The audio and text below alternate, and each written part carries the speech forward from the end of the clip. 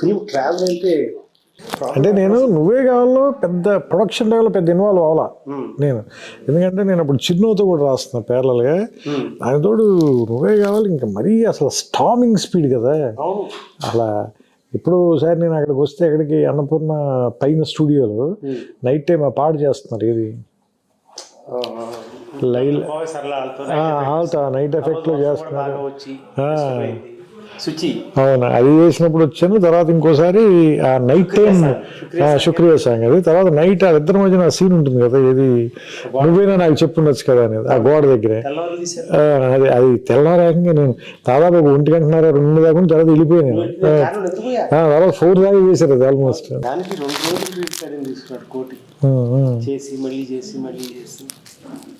నువ్వు నాన్న వచ్చాక నేను డబ్బింగ్ లో ఉన్నాను, రికార్డింగ్ లో ఉన్నాను. బాబు నెక్స్ట్ నువ్వు డైరెక్టర్, నెక్స్ట్ అందుకే నేను అన్నిట్లోనే ఉన్నాను. ప్రాబ్లం ఎక్కడ వస్తుందంటే, ఇది వరకటి రోజుల్లో స్క్రిప్ట్ రాసి డైలాగ్ వర్షన్ వినిపించేవాళ్ళు నిర్మాత, లేకపోతే డిపార్ట్మెంట్ అందరూ ఉండి వినేవాళ్ళు. సో రాసిన చదవడం కాదు, నువ్వు చూసింది మేము చూసేవాళ్ళం ఆ ట్రావెల్కి. అది మన పక్క రూమ్, మేము రాసే రూమ్ కాకుండా పక్కన ఇంకో రూమ్ ఉండదు, అందులో కూర్చునేవాళ్ళం సెట్టింగ్. సో అందుకే ఈ సినిమాకి మనం ప్రకాష్ రాజ్ కాకుండా ఎవరిని ఊహించుకోలేకపోయాం. ఆ డిక్షన్తో సహా డైలాగ్ చదివి చెప్పేటప్పుడు ఓకే ఆర్టిస్ట్ మీతో కాదని కాదు కానీ ఇతను ఫిక్స్ అయిపోయాడు. సో అందులో 22 సీన్స్ ప్రకాష్ రాజ్ కాకుండా ఎవరిని ఊహించుకోలేదు. 22 సీన్స్ గుర్తుంది నాకు.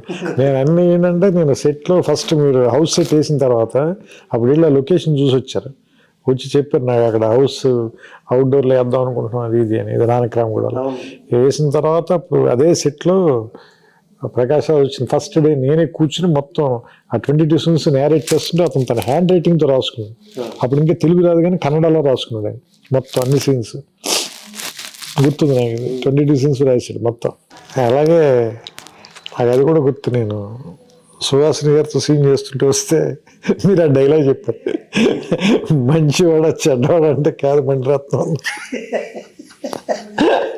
నాకు అంటే అందులో నేను రాసిన డైలాగ్ ఏంటంటే, అతను మంచివాడ చెడ్డవాడ కాదు మొగుడు అంతే ఉంటుంది, దానికి మీరు మంచివాడ చెడ్డవాడ అంటే కింద ఇద్దరు మెట్ల మీద పైన తీస్తున్నారు మణిరత్నం అన్నట్టు. నేను గట్టిగా నవ్వు వస్తే బయటికి వెళ్ళిపోయాను. Fantastic travel. ఇంకా తర్వాత శాస్త్రి గారి గురించి చెప్పాలంటే ఎంత చెప్పినా తక్కువే. నాకు బాగా గుర్తు ఏంటంటే, మీరు నాకు మద్రాసు నుంచి ఫోన్ చేశారు, ఏది ఆయన ఆ పాట రాశారు, ఏది ఊనవుచారు. అందులో నాకు బాగా నచ్చింది. అందులో అది ఏది పట్టపగలు ఎవరైనా రాత్రిని చూస్తారా, ఆ కురులు చూపిస్తే కాదనక చస్తారా. అసలు ఆయన దీన్ని పడ్డ ప్రసన్న అంటే అన్నిటికీ అట్లాగే పడతాడు. ఇది ఈ పాట రాసి ఇది తీసుకుని ఊటీ వెళ్ళి షూట్ చేయాలి. ఎక్కడ న్యూజిలాండ్ నుంచి వచ్చాము, నాన్ స్టాప్ అంతా వర్క్ అంతా. సో అవతల శంకర్ మాధవన్ వచ్చాడు కోటి స్టూడియోకి. నేను చెప్పి ఒత్తిడి చేయలేను. అల్టిమేట్గా మనం అందరం కోరుకునేది మంచి పాట రావాలి కానీ పాట రావాలని కాదు.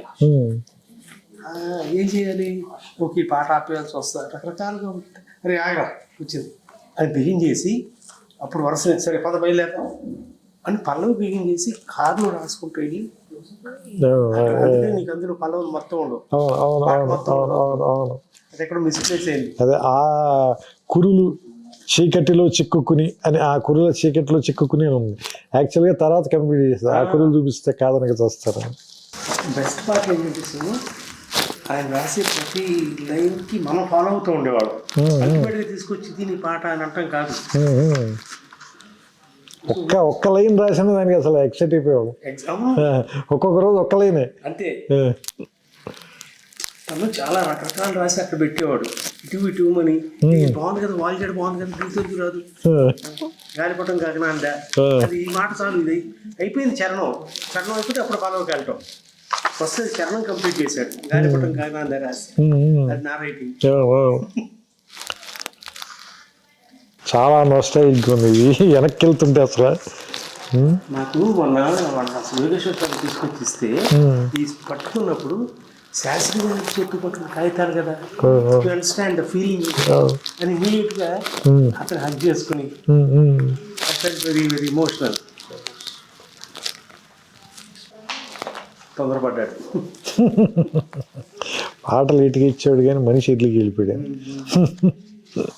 ఈ సినిమా ఎంత గొప్పగా రావడానికి మనకి వెంకటేష్ కూడా తన contribution as an artist was extremely good.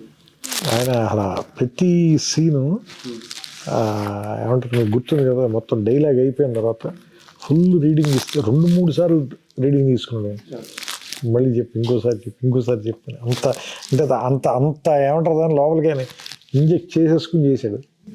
నాకు ఇప్పటికీ గుర్తు ఆఖరి రోజున తను ట్రైన్ ట్రావెల్స్ సీన్ తీసాను. హైదరాబాద్లో బయలుదేరి నల్గొండ దాకా వెళ్ళి తిరిగి రావటం అంటే ఫస్ట్ సీన్ లాస్ట్కి చేశాడు. అయిపోయింది. వాడు ఆఖరి రోజు పాటు గుమ్మడికాయ కొట్టారు. అప్పుడు అయిపోయింది కిషోర్. అంటే we never realize we shot it in 85 days totally. But all in one 85 days చేయడానికి 3 గంటల 14 నిమిషాలు సినిమా ఉంది. ఫైనల్గా 3 గంటలకి తీసుకొచ్చింది. 3 గంటల 9 నిమిషాలు రిలీజ్ చేసాం. అంటే ఇప్పుడు యూట్యూబ్లో 3 hours ఉంది కదా, 2 hours 4 minutes ఉంటుంది. ఉంటుందా? అంటే బహుశా సెన్సార్ అవన్నీ ఉన్నాయి అనుకుంటా. సుహాసిని సీన్ గురించి ఎంత కాంట్రవర్సీ ఉండేది రిలీజ్ అయినప్పుడు. ఎందుకంటే ఫ్యాన్స్ వాళ్ళందరికీ ఆ సీన్. మీరు ఒక్కలే భయపడలా, నేను భయపడి అసలు నేను ఎలాగోలా కట్ చేసేద్దాం అదండి. ఏం కాదు నువ్వు ఈ వారం రోజులు వదిలే చెప్తాను నువ్వు అన్నారు. లేదు నాకు అది ఏమంటారని నైట్స్ నాకు ఫోన్ చేశారు మీరు రాత్రి 11ంటికి 11:30కి. నేను రూమ్లో ఉంటే అప్పుడు ల్యాండ్లైన్ కదా, ల్యాండ్లైన్ ఫోన్ చేసి ఈ సీన్ చదువుతున్నాను, ఈ డైలాగ్ చాలా బాగా రాశాను, అది చాలా ఫీల్ అయ్యి చెప్పారు నాకు. ఇప్పుడు కూడా నువ్వు మంచి డైలాగ్ రాసినా అట్లాగే చెప్పేవాడు. గుండెలో అన్నమాట, కళంలో చూడాలి కావాలి. తర్వాత అమ్మ ఒక అంజలి మంచి మాట వచ్చింది, మంచి డైలాగ్ వచ్చింది చెప్పడం. Travel was different. అవి ఇప్పుడు అసలు చాలా ఫేమస్ లైన్స్ అయిపోయాయి. అప్పుడు మనం మాత్రం ఎంజాయ్ చేసిన లైన్స్ అవి. చూస్తా 24 సార్ 25 సెప్టెంబర్ 6కి 25 సంవత్సరం సెలవు. ఇది చాలా మందికి స్ట్రెస్ బస్టర్ సార్ ఈ సినిమా. ఎగ్జాక్ట్లీ. ఫస్ట్ ఈ సినిమా మనం ఒక ప్రివ్యూ రామనాయుడులో వేసాం సార్. నాయుడు గారి ఫ్యామిలీ అందరికీ వేసాం. మీరు, నేను, భాస్కర్ గారు కూడా. సినిమా అయిన వెంటనే బయటకు వచ్చి వెంకటేష్ గారు వైఫ్ చెప్పారు అన్నమాట, ఏమని నెక్స్ట్ జనరేషన్స్కి ఇది వరకంటే ఇప్పుడు మనం అంత గుండమ్మ కదా మిస్ అన్న ఎలాగే మనం మళ్ళీ రీవిజిట్ చేసి మనకి ఎప్పుడు మనసు బాగోపోయిన ఎలా చూస్తామో అలాగా డౌన్ ది లైన్ ఒక 15-20 years తర్వాత ఈ సినిమాని మళ్ళీ రీవిజిట్ చేసి చూస్తారు అందరూ ఈ సినిమా గురించి అని ఆవిడ ఆ మాట చెప్తే నేను అంటే జెన్యూన్ చెప్పండి నేను నమ్మలేదు. ఎందుకంటే నేను అంత దూరం నేను చూడలేదు. అందుడు మనమే రాసి ఉన్నాం కూడా కదా, అది మనకి తెలియదు కదా అది. సో అది ఆవిడ చెప్పింది ఇప్పుడు అందరు చెప్తుంటే నేను చాలాసార్లు ఆవిడ తెలుసుకుంటాను. నాకు ఇది 4K చేసిన తర్వాత ఆ థియేటర్కి వెళ్ళి లేకపోతే క్యూర్కి వెళ్ళి వాళ్ళు ఎవరితో ఉన్నా నువ్వు నచ్చావు నిర్మాత అంటే ఇప్పుడు కూడా గౌరవంగా చూస్తాను. నన్ను వచ్చి సార్ మీ సినిమా ఎన్నిసార్లు చూసాము, స్ట్రెస్ బస్టర్ సార్, ఇప్పుడు కోరుకుంటూ ఇదే చూస్తాం. నన్ను ఎవరో 9 సంవత్సరాల పిల్లాడు వాడు తాతగారు ఫోన్ చేయించాడు. వాడు కథ ఏం అర్థం అవుతుందండి అన్న. నేను సార్ అన్ని సినిమాలు చూస్తారు, నువ్వు నాన్న వచ్చావు రాగానే ఇప్పుడు చూస్తానంటాడు. వైజాగ్ డిస్ట్రిబ్యూటర్ మనోడు. That gives so much satisfaction having entertain people. అందరూ ఒకసారి చెప్పడం సాంగ్ పాపం ఎంత ఇబ్బంది పెట్టాం శాస్త్రి గారు. కానీ దారుణం సార్ 10 days తర్వాత ఫస్ట్ రాసిన వెర్షన్ నేను చదివి వినిపిస్తే చాలా బాగుందని అంటే తెగ తిట్టాడు మన ఇద్దరిని. ఫస్ట్ రాసిన నన్నైతే మామూలుగా తిట్టలేదు. నువ్వు నీ చేదస్తు నువ్వు కిషోర్కి ఇద్దరు కలిపి నా దుంప తెంపేశారు. అసలు మీకు క్లారిటీ ఉందన్న తెలుగులో ఫస్ట్ పల్లవి సీన్ నాకు గుర్తుంది. ఫస్ట్ పల్లవి ఏది ఉంటుంది ఒక్కసారి చెప్పలేవా? అవును ఇది పైన ఉంది సార్, ఒక్కసారి చెప్పలేము. ఇది ఫస్ట్ అదే ఫస్ట్ పల్లవి కాపీ చేసింది తను రాసిన డేట్లు. ఇదిగో ఫస్ట్ పల్లవి ఒక్కసారి అయిపోయింది కదరా, ఫస్టే రాసే కదా, ఎదురుగానే ఉంటుంది. అంటే సినిమా కథ మొత్తం ఇందులో ఉంటుంది. ఫస్ట్ చూడండి సార్ 4 లైన్లు అవే ఉన్నాయి. చెంత చేరి పంచుకోవా ఆశని శ్వాసని, మన గుండె గుప్పెడంతా తన ఊహ ఉప్పినంత, ఉదిగుండ మనక వదిలేయమంటూ బతిమాలుతున్నవే. ఆ 4 lines వాడాం సినిమాలో కూడా. అన్యాయం కదా. సరే 10 days మళ్ళీ 10 days తర్వాత మళ్ళీ అక్కడికి వచ్చి బెస్ట్ పార్ట్ ఏంటంటే again not to say anything about anybody, ఆయన రాసిన ప్రతి పాట తీసుకొని 4-5 సీన్లు కలిపి అందులో చెప్పాల్సిన సారాంశం అందులో ఉంటుంది మనకి, లేకపోతే కథలో సారాంశం కానీ. అండ్ మీరు అన్నట్టు మొన్న అన్నారు చూసారా, పాట అక్కర్లేదని చెప్పే పాటలు రచయిత ఆయన ఒక్కడే సార్. ఎస్, ఆయనకి పాట రాస్తే డబ్బులు వస్తాయి కదా, కానీ ఆయన అలా కాదు, ఇక్కడ పాట పడదండి. అవును, 4 రోజులు నా పాట రాయడానికి కేటాయించి నేను షూటింగ్కి అన్ని ఏర్పాట్లు చేసేసుకున్నాను, నువ్వు పాట రాసేసి మిక్స్ చేసి షూట్ చేయగలను. సరే నువ్వు వెళ్ళిపోమన్నాడు ఆ రోజు. అన్నయ్య ఉన్నాడు, తర్వాత నేను ఫోన్ చేశాను, సార్ రా పాట అవసరం లేదు రావు, చాలా బాగుంది కదా చూడు, అంత బాగుంది చూడు, నేను రాస్తాను, రేపు సినిమాలో ఉండదు, దీంట్లో ఇది మిస్సింగ్, ఈ రెలవెన్స్ లేదు ఇక్కడ, it's not needed for the film అంటే నేను Tirumala Kishore, thank you sir అని వచ్చేసి అంటే హీ టుక్ ఇట్ వెరీ చాలా ఒక సీక్రెట్ ప్రొఫెషనల్గా తీసుకున్నాడు ఆయన. చాలామంది సీరియస్గా అంటారు కదా, లేదు సీరియస్గా కూడా కాదు, నేను చాలా డివైన్ ప్రొఫెషనల్గా తీసుకున్నాను. ఒక విషయం, మన కోసం ఎప్పుడు పాట రాయాలి, తను తృప్తి చెందితే మనకి ఇవ్వడం, మనం పట్టుకెళ్ళడం కుదరదు, ఆ ఇంటికి రాదు, బయటికి పేపర్ రాదు, రాస్తా పాడి నా ఇంకా చూసేవాడు, నాకు తెలుస్తుందిలే అని చెప్పి అమ్మటి పేజ్ మర్చేవాడు. దాదాపు మేము ఇద్దరం కలిపి 400 రాత్రులు గడుపుకుంటాం, అంటే 89 పాటలు, ప్రతి పాటకి ప్రతిరోజు రాత్రి ఆయనతో ఉండాల్సిందే నేను. That was my fortune, I was so fortunate to spend so much time with him. చాలా చాలా సమయం గడపగలిగాం. ఒక చిన్న ఉదాహరణ, గౌరీ అనే సినిమాకి ఒక పాట రాశారు ఆయన, పాట అంతా ఓకే, కోటికి ఓకే, నాకు ఓకే, శాస్త్రి గారికి ఓకే. వాయిస్ మిక్సింగ్కి వెళ్ళాల్సిన చోట ఒక చిన్న ఇబ్బంది పడ్డాడు కోటి, ఎవరే అని తను ఇచ్చిన ట్యూన్లో ఉంది, అది ఇందులో లేదు, నేను అడ్జస్ట్ చేసుకుంటాను శాస్త్రి గారు అన్నాడు. నువ్వు అడ్జస్ట్ చేయడానికి లేదు, నేను మళ్ళీ రాసి పట్టుకొస్తాను. 3 రాత్రులు ఆ ఎవరే అనే మాటతో ఎంగేయడం కోసం మొత్తం పాటంతా రాశాడు. మహానుభావం, మరి ఏం చెప్పాలి, అద్భుతంగా ఉంటుంది సార్ గౌరీ అనే సినిమాలో. అలాగే అది కూడా నువ్వే కావాలి, కళ్ళలో కళ్ళు పిడిచో, చాలా దానికి ఎక్కువ రోజులు అని రాసిన పాట అది. మిగతావన్నీ చాలా ఫాస్ట్గా రాశారు, మిగతావన్నీ మద్రాసులో రాసేసారు. మరి సినిమాతో చెప్పాలి కదా, ట్యూన్స్ అన్నీ అయిపోయినాయి అప్పటికి. ఇది మనం వేరే క్లైమాక్స్ రకరకాలుగా అనుకున్నాం. అవును, 35 days కొట్టుకుని చివరికి మీరు విజయం సాధించి, అంటే నాకు వేమూరి సత్యనారాయణ, పైకి రంగా గారు వీళ్ళందరూ స్టార్ వర్డ్స్ కదా, వాళ్ళు వచ్చి నన్ను వేధించేవాడు, నీకు అర్థం కావట్లేదు, నువ్వు యూత్ సినిమా చేస్తున్నావు కరెక్టే, బట్ ఎల్డర్లీ పీపుల్ కూడా రావాలంటే ఇది కావాలి కదా అని. నేను 2 minds, నువ్వు చెప్పినప్పుడు చాలా అద్భుతంగా నచ్చింది నాకు, అంటే చాలా యూత్ఫుల్గా ఉందని. బట్ ఈ సెక్షన్ ఆఫ్ ఆడియన్స్ కానీ అదేనంటే మనం, అంటే నేను ఎందుకు కన్విన్స్ అయ్యానంటే మీరు చెప్పినప్పుడు మనం సినిమా చూసి ఫస్ట్ బాగుంది అనుకున్న ఇన్సెప్షన్ పాయింట్ అదే కదా, దాన్ని మళ్ళీ ఇప్పుడు ఈరోజు ఎందుకు డిఫై చేస్తున్నాం అంటే ఈగో వల్ల, లేదా ఇంకేదైనా మనం క్రియేట్ చేయాలని మన క్రియేటివ్ ఈగో అనేది. బట్ అది కదా అసలు యాక్చువల్గా మనని అటువైపు పుల్ చేసింది, అసలు ఆ సినిమా చేయాలని మనం పుల్ చేసిన విషయం అదే కదా. మిగతా సినిమా అంతా మారుస్తున్నప్పుడు అసలు మీరు ఏ ఒక్క సీన్ అందులో మనం వాడలేదు, మీరు దేనికి అప్రోచ్ చేయలేదు, ఈ ఒక్కటే మాత్రమే యాజ్ ఇట్ ఈజ్ అలాగే ఉండాలని ఎందుకంటున్నారు. సో అది నాకు స్ట్రైక్ అయింది. అది స్ట్రైక్ అయిన తర్వాత నేను అప్పుడు భాస్కర్ గారితో చెప్తే ఆయన కూడా లేదు ఆయన వాదనలో నిజం ఉంది, మనం ఎంత టఫ్గా మాట్లాడినా సరే అని. అప్పుడు ఆ తర్వాత రోజు మళ్ళీ వచ్చి దానికి మార్చి మళ్ళీ రాసాము. అప్పుడు అది ముందు బాలు గారు కూడా పాడారు ఒక వెర్షన్, ఎంతవరకు గుర్తుంది, కళ్ళలోకి నాకు గుర్తులేదు సార్, గుర్తులేదు. భాస్కర్ బాగుంటుంది అన్నాడు, భాస్కర్ ఫీమేల్ వాయిస్ అయితే బాగుంటుంది, చిత్ర గారితో బాగుంటుంది యాక్చువల్గా. నేనంటే నాకు అది విన్నట్టే గుర్తు, బాలు గారి విన్నట్టు గుర్తులేదు నాకు. తర్వాత ఇది చెన్నై నుంచి వచ్చింది, టేప్ రికార్డులో పెట్టుకొని క్యాసెట్ పెట్టి కళ్ళం నీళ్ళే, వాడు తను కూడా వచ్చాడు, వాడు పడుకోట శాస్త్రి గారు రాసిన మన పాటల్లో మాట బొమ్మ చెల్లి నుంచి ప్రతిదీ చిత్ర గారి పాట, స్రవంతి వాళ్ళ పాట కదా క్లైమాక్స్ సాంగ్స్. తర్వాత దిల్ రాజు కూడా అనేవాడు, భయ్యా నీకు మళ్ళీ అనే పాటలు మా చివరిలో లాస్ట్ సాంగ్. అదే ఆ సాంగ్ చాలా వాటికి ఇన్స్పిరేషన్ సార్. మీకు సంతోషంలో సాంగ్ కానీ చాలా వాటికి, అంటే అది ఒక వే పేవ్ చేసింది, అంటే ఆ సిచ్యుయేషన్ కానీ ఆ సాంగ్ కానీ చాలా వాటి మనకి నువ్వేలు కూడా ఎంత యూస్ చాలా చాలా మంచి పాట రాశాడు ఆయన కూడా బాగా రాశాడు ఆయన. ఫ్యాన్స్ ఉమ్. నువ్వే కావాలి అది కొన్ని పాటలు ఇక్కడ నేను కొంత తీయలేక నేను మన నాన్నగారికి చెప్పాను, సరే మీరు మ్యాజిక్ చేసిన ఏం చేయాలి నాకు తెలియట్లేదు అన్న. ఆయన రాసినంత బాగా తీయలేదు, నాకు అర్థమవుతుంది అది.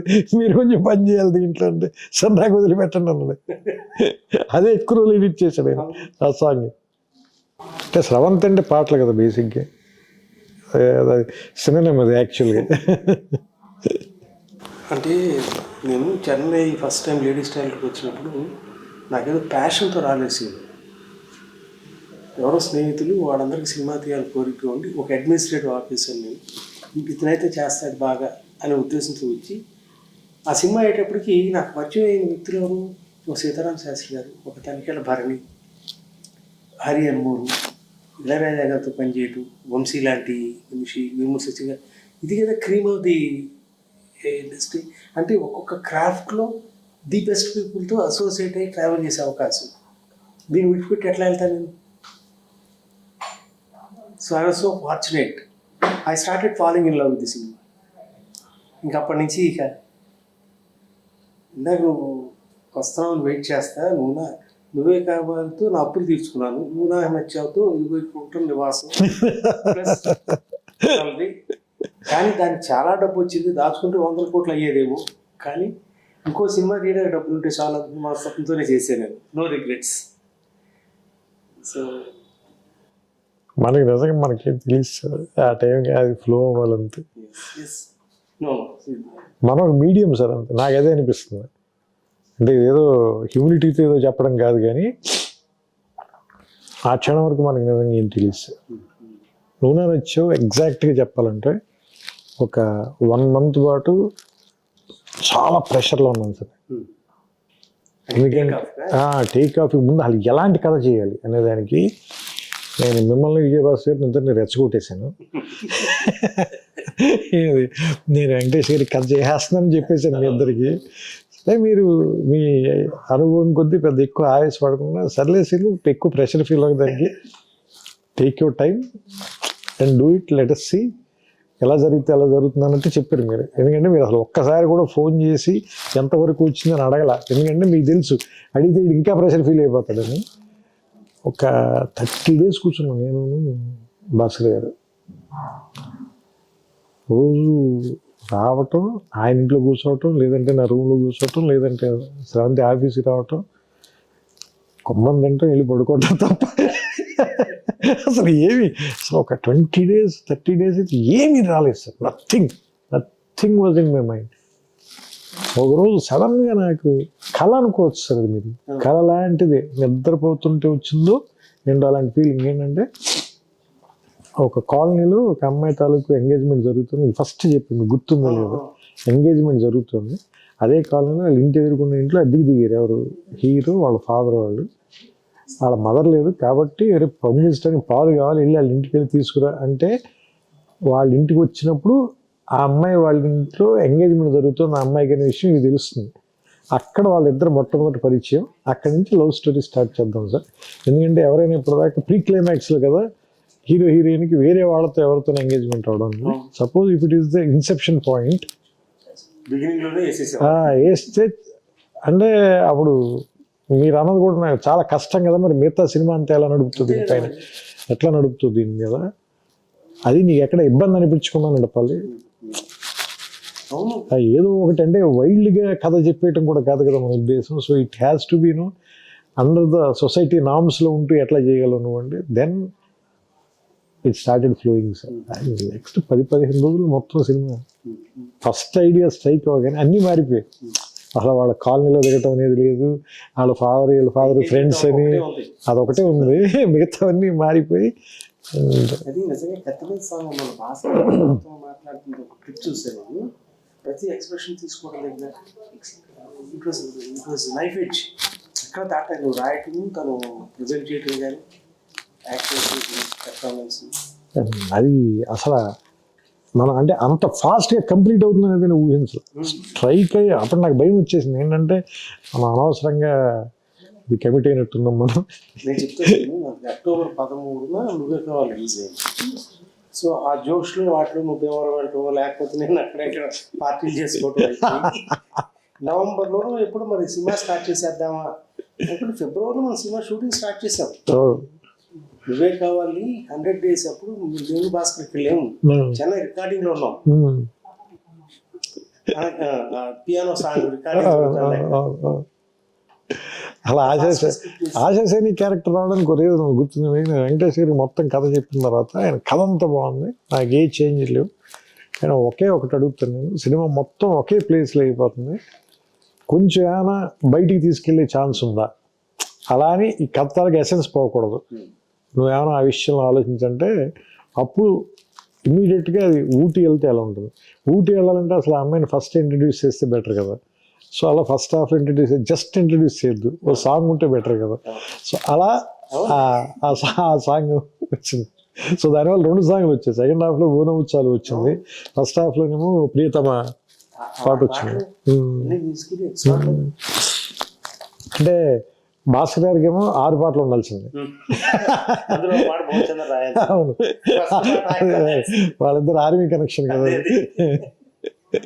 శాస్త్రి గారు కూడా అదేనా, ఇది భువన్ చంద్ర పాట అని. ప్రీతమ అని రాసినట్టున్నారు కదా, భువన్ చంద్ర గారు రాసినట్టున్నారు ప్రీతమ పాట, పియానో సాంగ్. కోటి కూడా ఏ మాట ఎక్స్ట్రాడినరీ. అసలు ఈ సాంగ్స్ ఎంత అద్భుతంగా వచ్చినా బ్యాక్గ్రౌండ్ స్కోర్ మీకు తెలియదు. నేను భాస్కర్ కలిసి బ్యాక్గ్రౌండ్ స్కోర్ ఎంత రామాయణం చూసాను, నాకు టెన్షన్ వచ్చేసింది. అందుకు చాలా ఓవర్ డబ్స్ యాడ్ చేయలేదు, మిస్ అయిపోయింది. ఏంటి తేడా కొడుతుంది. నేనున్న తర్వాత వచ్చినప్పుడు తర్వాత మీరే చేయించారు, భాస్కర్ గారు కూడా లేరు, మీరే కూర్చున్నారు. నేను వచ్చి దాదాపు ఒక రాత్రి ఆల్మోస్ట్ ఆ రోజు ఒక 1 గంట దాకా కూర్చున్నాం మనం. అంత 6 రోజుల ముందు చూసి డిసప్పాయింట్ అయ్యాను. ఎక్కడో ఏదో తేడా అవుతుంది. మా సినిమా కోసం కొంత కారు ఉంది కదా, ప్రకాష్ నువ్వు కూడా అందులో కారు వేసుకుని వెళ్ళిపోతున్నావు విజయవాడ రోడ్లో. ఆర్ఎఫ్సి దాటిన తర్వాత గుర్తొచ్చింది. అక్కడి నుంచి ఫోన్ చేసి మన నైట్ తిరిగి వచ్చి లేదా నెక్స్ట్ డే మీరు ఉన్నప్పుడు నేను కూడా వచ్చి నాతో కూడా కాదు, ప్రతి సీన్లోనూ చేసాం. మళ్ళీ అప్పుడు నాకు గుర్తుంది, అతను పక్కన ఒక అతను ఉండేవాడు అసిస్టెంట్, ఎవరు మన జీబు, కరెక్ట్, జీబు ఉండేవాడు. ఆయన దాదాపుగా ఆయన కన్సోల్ కూడా వదిలేసి బయటికి వెళ్ళి హీ మేడ్ ఇట్ హ్యాపెన్. కోటి గారు ప్రాణం పెట్టాడు అంటాడు భయ్యా, మనం చేసినప్పుడు లైఫ్ అంటే మ్యూజికల్గా. అందులో నాకు ఆయన ఎంత పెద్ద టెక్నీషియన్ అనేది నాకు స్పృహ లేని వయసు కదా. ఐ వాజ్ టూ యంగ్ కదా సార్, 25. నువ్వే కావాలి అప్పుడు సార్, నువ్వు నాన్న వచ్చేప్పుడు కూడా 25-26 కదా నేను. సో అందుకని నేను చాలా మామూలుగా అగ్రెసివ్గా నా ఒపీనియన్ చెప్పేసాను. మీరు సీన్ అక్కడ కోటి గారు అపార్ట్మెంట్లో కూర్చోగా చెబితే పాప ఆయన నా రూమ్ దగ్గరే కదా సార్, నేను రూమ్ నుంచి వచ్చాను. బట్ ఆయన చాలా స్పోర్టివ్గా తీసుకునేవారు. అంటే కుర్రాళ్ళు ఏదో మాట్లాడుతుంది.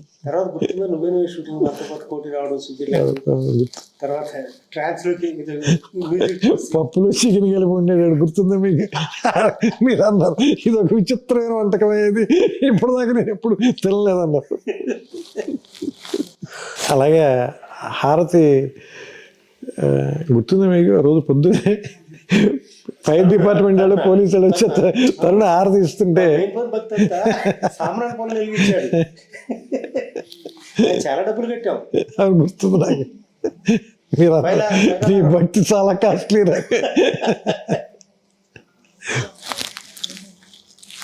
పొద్దున్నే స్నానం చేసి మంచి టవల్ కట్టుకుని మరి పూజ చేశాడు పొద్దున్నే. మరి పూజ చేసి వాడు అమ్మగారికి చెప్పాలి కోసం వాడు నీకు చాలా భక్తిగా పూజ చేశాడు. ప్రియతమ పాటకి ముందు ఒక సీన్ ఉంటుంది సార్, ఆశా సైనికి వెంకటేష్ గారికి మధ్యలో ఒక సీన్ ఉంటుంది, పికప్ సీన్ ఒకటి. అంటే చాలా మెలోడ్రామాటిక్గా మాట్లాడతాడు.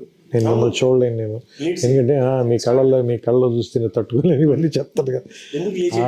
సీన్ ఒకటి రవీంద్ర బాబు గారు చాలా బాగా లైటప్ చేశారు. నేను లొకేషన్కి వచ్చాను, అది రామానాయుడు స్టూడియోలో పైన ఫ్లోర్లో తీశారు. అది నేను వచ్చినప్పుడు అసలు ఈ కాస్ట్యూమ్ కూడా చాలా బాగుంటుంది. ఎవరిది మన వెంకటేష్ గారి కాస్ట్యూమ్ కూడా చాలా బాగుంటుంది. ఆ అమ్మాయి కూడా చాలా బాగుంటుంది, ఎవరు ఆశాది కూడా మంచి కాస్ట్యూమ్. నేను చూస్తున్నాను, అది చూస్తున్నాను, చాలా బాగా లైట్ చేశారు. కెమెరా వర్క్ అంటే న్యూజిలాండ్ సాంగ్స్ ఎక్స్ట్రాడనరీ. ఉన్నమాట చెప్పలేవు పాట చాలా బాగా తీసాడండి. ఉన్నమాట చెప్పలేవు పాట. అదే అంటే మీకు గుర్తుంది లేదు, మనం ఆ బస్సులో వెళ్తుండేవాళ్ళం కదా, వెంకటేష్ గారు సాయంత్రం చాలా ఆపేసి సన్సెట్ బాగుంది ఇక్కడ తీసేద్దాం 2 షాట్లని. ఆయన అసలు ఇమీడియట్గా అసలు నాకంటే నేను తర్వాత చాలా పాటల కోసం కానీ లేదంటే సీన్ల కోసం కానీ అబ్రాడ్ వెళ్ళాను, కానీ that was my first trip కదా, అందుకని దట్ వాజ్ వెరీ స్పెషల్.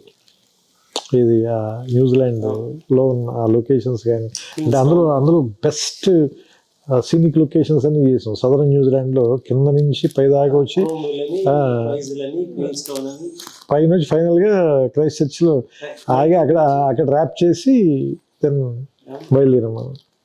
తర్వాత నువ్వే కావాలప్పుడు పెయింటింగ్ మీద బిల్డింగ్కి కలర్స్ వేస్తా దాని మీద ఒక సాంగ్ సిచ్యువేషన్ ఏదో అనుకునేవాడు. ఆకాశం దిగి వచ్చి మబ్బులు అందరికి లీడ్ అని చూసావా? నీకు గుర్తుందో లేదు? నువ్వే కావాలప్పుడు ఎప్పుడు స్క్రిప్ట్ చెప్తాను, you had that in mind. Correct, paint colours వేస్తారు మ్యారేజ్కి ముందు ఇప్పుడు ఇంటికి కలర్స్ వేస్తారు కదా, దానిపైన అనుకున్నాను. దాంట్లో నుంచే ఆకాశం దిగి వచ్చి మబ్బులతో మన తండ్రి అట్లా. శాస్త్రి గారు దానికి ఎన్ని రోజులు రాశారు తెలుసా పాట? గుర్తుంది, 8 రోజులు రాశారు. నేను ఆ పాటకి ఫుల్ ఫ్లెడ్జ్డ్గా ఉన్నా పూర్తిగా. అంటే నువ్వు నచ్చాలి అన్ని పాటలు కూర్చున్నా నేను, ఎక్సెప్ట్ ఓ నవ్వు చాలా పాట ఒకటే తప్ప. ఎందుకంటే దానికి నేను హైదరాబాద్లో ఉన్నాను, మీరు అక్కడ ఉన్నారు కాబట్టి. బట్ మిగతా పాటలన్నిటికీ నేను అన్ని పాటలకి నేను ఉన్నా ఆయనతో పాటు. I was there sitting with him night time. ఎందుకంటే భాస్కర్ గారు 9:30 తర్వాత నుంచి పడుకునేవారు కదా. అందుకని ఈయన ఏదో లైన్ చెప్తే బాగుందన్న అంటే, భాస్కర్ నీకు వెళ్ళండి భాస్కర్ అంత ఎర్రగా అయిపోయి వెళ్ళి పడుకునేవాడు. చెరొక 3 సీరియట్ పాయింట్లు ఉండేది. ఎంత దారుణం చూడు పాపం ఆయన. Use to smoke right through the night. అసలు మామూలుగా వచ్చారు ఒక సాంగ్ గ్రీన్ థాట్లో రూమ్ తీసుకుని మనసు తాకి మనం 12 రాత్రులు రాశాడు ఆ పాట. 12 nights. ఎలా చెప్పను, నా చేతస్థ కొద్ది రావడం నాకు ఇదేదో కావాలి అని అంట. ఏమిట్రా నువ్వు 12 నైట్లు ఇద్దరి చెరువు సిగరెట్ ప్యాకెట్లు మామ ఎందుకు గ్రీన్ పార్క్ వచ్చి ఉన్నాను తీసుకొస్తే మొత్తం పీకలమయ్యి సిగరెట్ పీకలమయ్యి. అంటే దానికంటే కూడా తీవ్రత సార్ ఆయన ఏమంటారు దాన్ని, మిగతా అన్ని విషయాల కంటే కూడా ఆయన తీవ్రతే, విపరీతమైన భావ తీవ్రత కదా. ఆ తీవ్రత కదా ఆయన శరీరం జ్వలించిపోయిందేమో అనిపిస్తుంది నాకు. ఎందుకంటే లాస్ట్ 10 years ఆయన కూడా స్మోకింగ్ మానేశాడు కదా సార్. బట్ ఆయన భావ తీవ్రత శరీరం తట్టుకోలేకపోయింది. వాళ్ళకి ఇద్దరికి పడుకునే అలవాట్లేదు కదా సార్, మీకు ఆయనకి ఇద్దరికి. నేను మెల్లగా 1 గంటకి 2ంటికి వెళ్ళి బయట సోఫాలో పడుకునే ఉండేది. వీళ్ళిద్దరితో అవదలే, మనం పెట్టుకుంటే చచ్చిపోతాం మనం. ఎందుకంటే నాకు ఖచ్చితంగా 6 hours ఉండాల్సిందే. నాకు మీరు అప్పుడు నవల చదవడం మొదలెట్టారు రాత్రి 12-1 గంటకి ఎదురుకుండా కూర్చుని.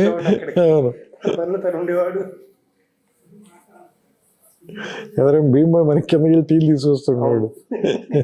నేను ఆ పెంట్ హౌస్ బయట కూర్చున్న రాత్రులు, those are the best days, అంటే బెస్ట్ నైట్స్. దాని రిజల్ట్ కదా ఇవాళ కూడా వెంకటేష్ గారి వైఫ్ సినిమా చూసి కాలం గుర్తుపెట్టుకున్న సినిమా. ఇవాళ ఎవరిని అడిగినా కానీ ఎవరితో మాట్లాడినా అది స్ట్రెస్ బస్టర్ అండి. నాకు ఎప్పుడు మూడ్ బాగా లేకపోయినా వెళ్ళిపోయి సినిమా కసి చూస్తాను. అట్లాంటివి చాలా తరచుగా వింటూ ఉంటాం. బట్ అంటే కథ విన్న వెంటనే సార్, అంటే అందరికన్నా మనం ఎవరికి ఎక్కువ క్రెడిట్ ఇవ్వాలంటే వెంకటేష్ గారికి. కథ విన్న వెంటనే గుర్తున్న కింద మీరు వెయిట్ చేస్తున్నారు. మీరు భాస్కర్ గారు అసలు తెగ టెన్షన్ పడిపోతే వీడు పైకి వెళ్ళాడు, వీడు అసలు ఏం చెబుతున్నాడు, వీడు మనకి చెప్పిన కథ చెప్తున్నాడా లేదా ఈ టెన్షన్లో మర్చిపోయి వేరే అని చెప్తున్నాడు. అంటే నేను కంప్లీట్ అయిన తర్వాత కథ ఆయన అసలు కిందకు వచ్చి మీతో ఒకటే మాట, ఇప్పుడు వీఆర్ డూయింగ్ కిషోర్, గుర్తుంది కదా మీకు మాట, వీఆర్ డూయింగ్ దిస్ ఫిల్మ్ అంతే. అదొక్కటే మాట చెప్పాడు, ఇంకా అసలు ఏమి మాట, ఒక్క సింగిల్ లైన్ అంతే. అసలు ఎందుకంటే ఇమ్మీడియట్గా అప్పటికప్పుడు ఆయన ఏమంటారు దాన్ని అన్ని విషయాలు సెటిల్ చేసి వెళ్ళిపోయాడు అంతే. అంటే ఆయన చూశాడు ముందే సీన్. నాకు వెంటనే చెప్పాడు సార్. నెక్స్ట్ డైలాగ్ రాయడానికి ముందు ఇంకోసారి ఊటీ దాని కరెక్షన్ చెప్పడానికి వెళ్ళినప్పుడు, ఇది క్యారెక్టరైజేషన్ బేస్డ్ సినిమా సీన్ ఇది. దీని అందుకని ఏంటంటే నువ్వు నాకు డైలాగ్ రీడింగ్ మాత్రం కొంచెం 1-2 సార్లు నువ్వు నాకు ముందే డైలాగ్ రీడింగ్ ఇచ్చేస్తే నాకు if I have dialogue with me, so నేను ఇంకా ఏమన్నా దాని మీద వర్క్ చేయడానికి ప్లే చేయడానికి బెటర్ అవుతున్నా ఫస్ట్ ఆయన అడిగింది ఆ డైలాగ్ ఇచ్చాను. టెక్నిక్ గా పోర్ట్రే చేశాడు. ఆ సినిమాలో హీరోయిజం కాదు, నొబిలిటీ ఆఫ్ ది క్యారెక్టర్, ఆ క్యారెక్టర్ నోబుల్నెస్. ఒక్క ఫైట్ లేదు సార్ సినిమా, ఒక్క ఫైట్ లో ఒక హీరోయిక్ డైలాగ్ ఉండదు. ఫైట్ లేదు కదా అన్నది దెబ్బతింటాడు చిన్నపిల్లతోటి. అంటే ఆయన కాబట్టి అంత ఏమంటారు దాన్ని ముందుకు వచ్చి చేసేయడమో అనిపిస్తుంది కదా. సో ఒక్కోసారి అది మనకి ఆ థాట్ రావడం ఆయనకే చెప్పాలనిపించటం. ఎంతమంది దాన్ని అంత జడ్జ్ చేయగలుగుతారు,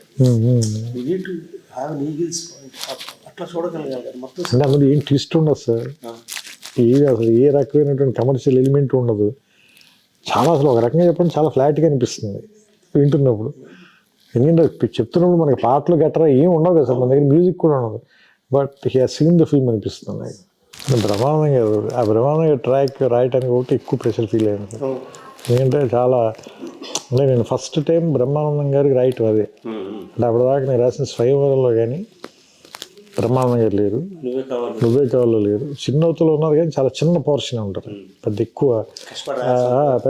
ఎక్కువ సీన్స్ ఉండవు, 2-3 సీన్సే. ఈ సినిమాలో చాలా ఇంపార్టెంట్ ట్రాక్, దాంతో చివరిలో క్లైమాక్స్ దగ్గర ట్విస్ట్కి హెల్ప్ అవుతాడు.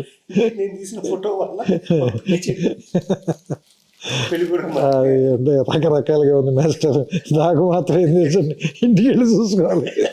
సో ఇలాంటివి అంటే బికాజ్ సార్ భాస్కర్ గారికి కూడా చాలా సెన్స్ ఆఫ్ హ్యూమర్ కాబట్టి నేను రాయగలిగానేమో అనిపిస్తుంది. ఎందుకంటే కొన్ని చాలా సింపుల్గా చాలా ఫ్లాట్గా ఉంటాయి పేపర్ మీద రాసినప్పుడు. బట్ ఆయనకున్న సెన్స్ ఆఫ్ హ్యూమర్ చాలా very high level sense of humour ఆయన. ఒక 25-30 days రిహార్స్ చేసుకునేవాడు. మాడ్యులేషన్ 2 సీన్లు అయిపోయింది, 3 సీన్లు అయిపోయింది, రాయడం కాదు,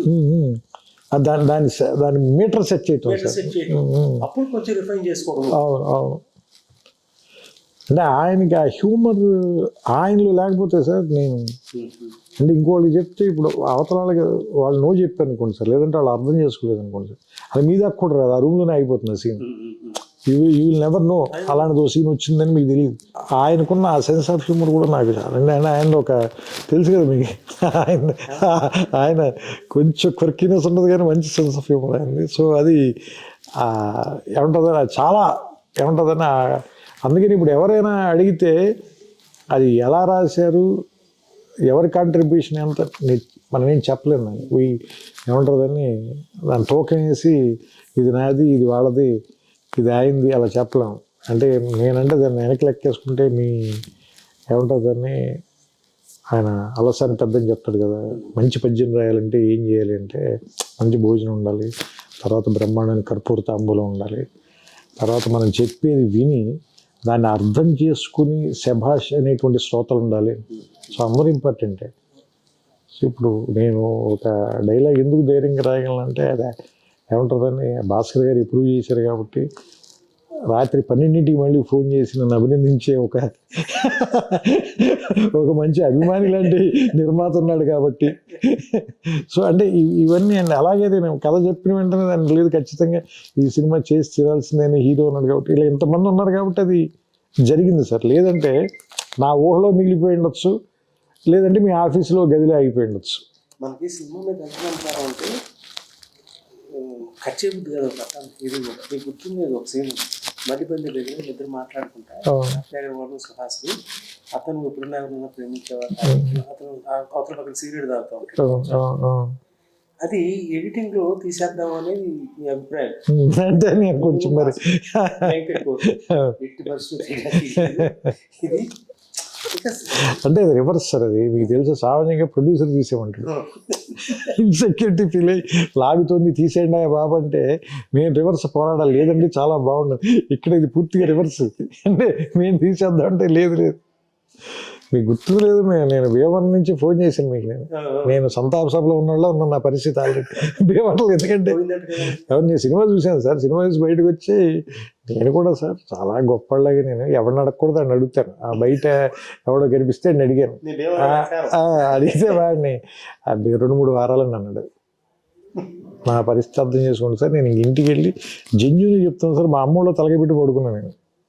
జోక్ కాదు, మా అమ్మ కూడా తలగా పెట్టి పడుకున్నా, నీ సినిమాలకి పనికిరానేమో, ఏదో ఫ్లూక్గా రాసి ఉంటాను 2 సినిమాలు, నువ్వు చెప్పినట్టే నేను తప్పు చేశాను, లెక్చరర్ ఉద్యోగం చేసి ఉంటే బాగుంటుంది అంటే పాప మా అమ్మకి అర్థం కాలేదు. ఆవిడ కొంచెం బెంబీలు ఎత్తిపోయింది. ఆవిడ ఏంటి వీడేంటి ఇలాంటివన్నీ మాట్లాడుతున్నాడని. ఎక్కి మీరు ఫోన్ చేశారు, అప్పుడు ఫోన్ చేసి నువ్వు హైదరాబాద్ రా చెప్తాను, నువ్వు ఎందుకు కంగారు పడుతున్నావు అంటే వచ్చిన తర్వాత నన్ను మీరు కార్లో చూపిస్తాను నీకు నన్ను తీసుకెళ్ళారు. మీరు శాంతి థియేటర్కి 10 మంది ఉన్నారు సార్ అక్కడ. నాకు మీరు నమ్మరు అసలు, మొత్తం చెమట్లు పట్టేసి ఒళ్ళంతా తడిచిపోయింది. ఏంటి 10 మంది ఉన్నారు, కంగారు పడగా చూడు అని. ఇద్దరం కార్లో కూర్చొని చూస్తున్నాం సరే, 8 మంది టికెట్లు తీసుకోగానే కౌంటర్ మూసేశారు. 10 టికెట్లు 15 టికెట్లు కదా, 8 మంది మూసేశారు. అప్పుడు నేను కొంచెం ఏమంటుందని నాకు ధైర్యం వచ్చింది. వెళ్ళి అప్పుడు ఇద్దరం పైకి వెళ్ళి ఆ ఫస్ట్ షో జరుగుతుంటే వెళ్ళి ఆ తలుపు తెరిచి బయట నిలబడి లోపల అందరూ ఎలా రియాక్ట్ అవుతున్నారో చూడు, నీకు ధైర్యం వస్తుందని చెప్పి నన్ను పక్కన నుంచో పెట్టుకుని మీరు ఆ షో చూపించారు. అప్పుడు ఆ రోజు రాత్రి పడుకున్నా. లేదా పర్లేదు, ఏదో బాగానే ఉన్నట్టుగా ఉంది పరిస్థితి. అట్లాంటి సినిమాలకి ఆ పరీక్షలు తప్పవు. మూవీ కావాల్సిన తెలుసు కదా, ఓడియంలో పడంగానే అట్లుండే మేనేజ్ మా మామయ్య గారు అమెరికా నుంచి ఫోన్ చేశారు, కళ్యాణ్ గారు 2 వారాలు అంతే. ఆయన నాకు చెప్పలేడు, బాబు సినిమా బాగాలేదు అది ఆడుతూనే ఉంది, 1 year ఆడింది అది. నాకు భీవరంలో, నేను అది భీవరంలో చూశాను సార్. భీవరం వెళ్తే భీవరంలో గేట్ కీపర్ ఉంటాడు కదా, అతను అడిగా సినిమా చూసి బయటకు వచ్చి చెప్పే కదా సార్, నేను వెతుక్కుని మరీ అడుగుతాను. అతను కష్టం సార్ అన్నది, కష్టం సార్ అని. నేను నడుచుకుంటూ వెళ్ళిపోయాను సార్ ఇంటికి. బండి మీద వెళ్ళాను నేను, సునీల్ గారు. నేను అక్కడి నుంచి నడుచుకుంటూ వెళ్ళిపోయా షాక్లో, ఏంటి ఇలా ఉంది ఇలా చెప్తున్నారు. ఆ తర్వాత సార్ అదే థియేటర్లో 300 days ఆడింది సార్. నేను మళ్ళీ ఆ 300 days దానికి ఫంక్షన్గా మేనేజర్ పిలిస్తే నేను వెళ్తే ఆ గేట్ కీపర్ సార్, నేను మీకు ఫస్ట్ డే చెప్పి గుర్తులేదు మీకు అన్నది. ఇది కష్టం అని చెప్పినాడేనా, ఆడు మర్చిపోయినట్టున్నాడు. నేను ఎలా మర్చిపోతాను సార్, విన్నది నేను కదా, నేను గుర్తుంది నాకు అనుకుంది. అంటే కొన్ని సినిమాలు అంటే డబ్బు తీసుకొస్తాయి సార్, కొన్ని సినిమాలు పేరు తీసుకొస్తాయి సార్, కానీ గౌరవం మాత్రం కొద్ది సినిమాలు తీసుకొస్తాయి. ఇందాక నేను చెప్పినది వాళ్ళకి కూడా నువ్వు మంచిగా నేను తీసానంటే ఆ లుక్ డిఫరెంట్గా ఉంటుంది. అలాంటి రెస్పెక్ట్ తెచ్చిన సినిమా, డౌట్ లేదు అందులో. కిరణ్ కూడా వాళ్ళ డాడీ సినిమా తీసారంటే ఎంతో గౌరవం ఆ చుట్టుపక్కల వాళ్ళందరికీ. నీదే ఆ సినిమా, మీ నాన్నగారు తీసారు. అదే మీరు ఇప్పుడు మీరు చెప్పారు కదా, రెడీ సినిమా చూసి పెళ్ళి, రెడీ చూసి పెళ్ళికి రెడీ అన్నట్టు అందరూ మన అబ్బు రాసి పెళ్లి చేసుకుని పిల్లలు తీసుకెళ్ళిన తర్వాత పెళ్లి చేసుకోవాలి. బెస్ట్ లైన్స్ అవి. తన కాదు ఎలాగ సినిమాకి, బట్ నేను చక్కగా నాన్న అబ్బురా చేసుకో. సో ఇదివరకు మనం రిలీజ్ చేసినప్పుడు ఆస్ట్రేలియా, యూకే ఇన్ని ఎక్కడ రిలీజ్ చేయాలి, ఆ రోజులు లేదు కదా, ప్రింట్ లేదు. సో కొంతమందికైనా రీచ్ అవుతున్న ఉద్దేశంతో ఆ కంట్రీస్లో కూడా లిమిటెడ్గానే రిలీజ్ కానీ, బట్ యూకేలో కొంచెం ఎక్కువ రిలీజ్ చేస్తున్నారు. 7 places-లోనే. Let us see how people want to have a look at it now. అంటే కమ్యూనిటీ బికాజ్ సార్ ఇప్పుడు ఇందులో కొత్తగా వాళ్ళు తెలుసుకోవాల్సింది అయితే ఏం లేదు sir, because they know this film, they own this film. వాళ్ళు లవ్ చేశారు, రిలీజ్ చేశారు దీన్ని, వాళ్ళ జీవితంలో చాలా మంది భాగం అయిపోయిన సినిమా ఇది, అందులో సందేహం లేదు. ఇప్పుడు ఏంటంటే కమ్యూనల్ ఎక్స్పీరియన్స్ కోసం సార్, అంటే ఎక్కువ మంది జనంతో, అంటే ఒక కుటుంబంతో కలిసి చూసే చాలా మంది వాళ్ళ ఇళ్లలో ఓటీటీలోనూ లేదంటే టీవీలోనూ, ఇప్పుడు చాలా కుటుంబాలతో కలిసి ఓ థియేటర్లో చూస్తూ ఒక ఎక్స్పీరియన్స్ని రివ్యూ వచ్చాక చూద్దాం డిసైడ్ చేసుకోవాలని అవసరం లేని సినిమా కదా. సో ప్రెషర్ లేకుండా వెళ్ళిన సినిమా ఇది కూడా మంచి ఎక్స్పీరియన్స్ యాక్చువల్గా. అంటే శుక్రవారం వచ్చే మొదటి ఫోన్ కాల్కి భయం ఉంటుంది కదా, సో అలాంటి భయం అక్కర్లేని ఒక ఎక్స్పీరియన్స్ని కూడా నాకు తెలిసి నువ్వు నేను వచ్చి పిలిచింది మనకి. Thank you sir, thanks for everything. లేదు నిజంగా ఎస్పెషల్లీ అంటే చాలామంది ఏమంటారు దాన్ని, చాలా గొప్ప పరిచయాలని, చాలా ఏమంటారు దాన్ని, దీర్ఘకాలం ఉండే సంబంధాలు కూడా ఇచ్చింది ఈ సినిమా నాకు. అంటే వెంకటేష్ గారితో కానీ లేదంటే, బట్ అంటే మీతో అని చెప్పలేదు, ఎందుకంటే అప్పటికే అంతకంటే ముందు నుంచి, అంతకుముందు 2 ఏళ్ల ముందు నుంచే కూడా ఈ సందర్భంగానే అది మర్చిపోతే అది ఈ కథ మనం టీవీలో అది మీకు తెలుసు కాబట్టి మనందరం ఆ కుట్ర గురించి ఆ కుట్ర కోణం మనిద్దరికి శాస్త్రి గారికి తెలుసు కాబట్టి దాని గురించి ఇప్పుడు మాట్లాడుకోవద్దు. Love you sir. Right thank you sir.